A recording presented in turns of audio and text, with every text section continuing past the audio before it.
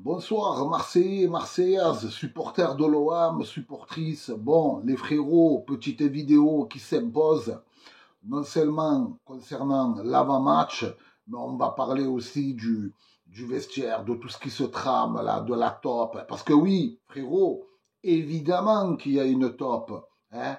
Mais après, j'ai une petite idée, tu vois. J'ai une petite idée. Bon, les gars, le match, déjà, va pas falloir bégayer. Hein. Va falloir y aller sérieux. C'est vrai, hein, c'est vrai. Hein. Après, tu sais, quand ça alimente à droite, à gauche, c'est normal qu'il y ait des tensions qui montent quand le coach, il est pas bon tactiquement, que les joueurs, ils mouillent pas le maillot sur le terrain. C'est normal.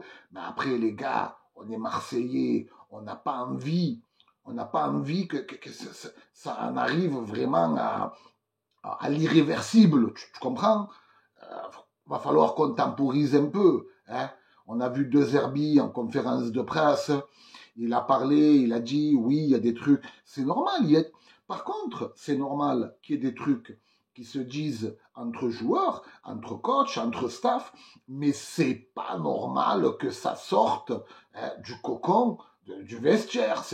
Il y a un truc qui va pas, les gars. Il y a un truc qui va pas. Oui, on peut en vouloir. Maintenant, il va falloir qu'on temporise un peu, hein, qu'on laisse le feu s'éteindre, sinon c'est pas bon pour notre club. C'est vraiment dégueulasse. On s'en rend pas compte, mais tous ces médias, tous ces trucs, qui fait que ça va s'accentuer et on va arriver à un point de non-retour. Donc, oui, les gars, bon, concernant le match, les frérots, c'est peut-être avec une victoire qu'on va éteindre un peu tout ça, qu'on va apaiser un peu les esprits. Normalement, ça devrait le faire. On est à la maison, on reçoit Toulouse. Tu as compris, ça devrait jouer un peu au ballon. Ça devrait être un peu revanchard. Soyez un peu revanchard, les gars. Hein. Montrez-nous quand même que vous avez un peu de caractère. Hein. Allez, rien ne va pas, ça va plus, c'est chaud, c'est tendu, on parle de vous, mais on veut vous voir sur le terrain comme des hommes. Ça va, on va se détendre non plus. Hein. C'est contre Toulouse, avec tout le respect que j'ai pour le TFC, frérot, mais ça devrait passer. Si on voit des vaillants sur le terrain, ça devrait passer. Peut-être qu'avec une victoire, ça va s'apaiser. Maintenant, après c'est vrai qu'on a l'absence de Balerdi, on espère vraiment voir une défense coriace, des mecs qui ont du caractère, hein, comme il a dit De Zerbi.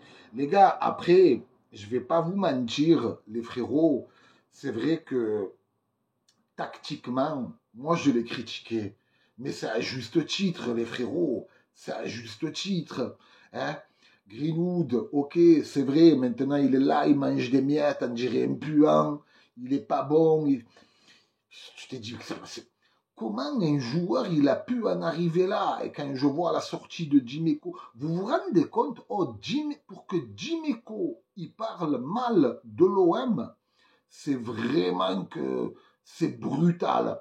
Tu vois, parce que Djiméco, en règle générale, il a toujours défendu l'OM, même sur les plateaux, il a calmé des Dugarry, il a calmé des Roten. C'est un mec quand même, tu vois, tu le croises souvent au Vieux-Port, c'est vraiment un passionné, tu vois. Après, les gars, c'est vrai, Greenwood, les gars, le cas Greenwood, c'est pas possible. Alors, je sais ce que vous allez me dire. Ouais, mais Kader, pour de bon et tout, il joue pas à droite. Ok, c'est vrai, tu n'as pas tort, frère. Il joue pas à droite. Mais attends, tu vas me dire qu'un mec, même si je peux comprendre, qu'il perd tous ses repères, qu'un mec, tu le changes de côté, donc ailier droit, milieu droit, c'est un très bon joueur. À gauche, et ça devient un mec de quartier. Ah non, c'est pas comme ça, les gars. Il y a un juste milieu. Moi, je veux bien comprendre que tu vas plus avoir le même rendement, mais il faut se détendre. Gros, il est en roue libre. Il va falloir qu'il se remette en question. Il va falloir qu'il se remette en question. Pareil pour Enrique. Pareil pour Luis Enrique. On me parle de Milan, pas Milan. Qu'est-ce qu'on s'en bat les flancs? Venez pas nous casser les bonbons. Quand tu entends, ouais, Benassia, il était à Milan. N'importe quoi, frérot. Oh les gars, la saison, elle n'est pas finie. La saison, elle n'est pas finie. Ça y est, on a déjà vendu Enrique. C'est un peu n'importe quoi dans ce club. En fait, les gars, il y a trop de fuites à l'OM. Il y a trop. On a trop la boco. Après, je ne te parle pas de l'histoire du vestiaire. Hein. Moi, personnellement, je vais te dire une chose. Tu vois, tu vas me prendre pour un fou.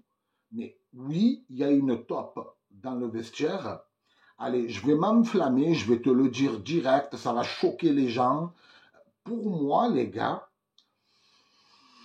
il y a un petit chancel qui traîne dans le périmètre, tu vois, parce que quand tu regardes bien, qui c'est qui a une dent contre l'OM actuellement? Qui c'est qui a une dent contre les dirigeants? Qui c'est qui a une dent contre le coach? Je sais pas, tu vois, il y a toujours ce petit truc qui me dit Chancel Mbemba, il est peut-être pas dans le vestiaire. Ok, je te l'accorde, il n'est pas dans le vestiaire.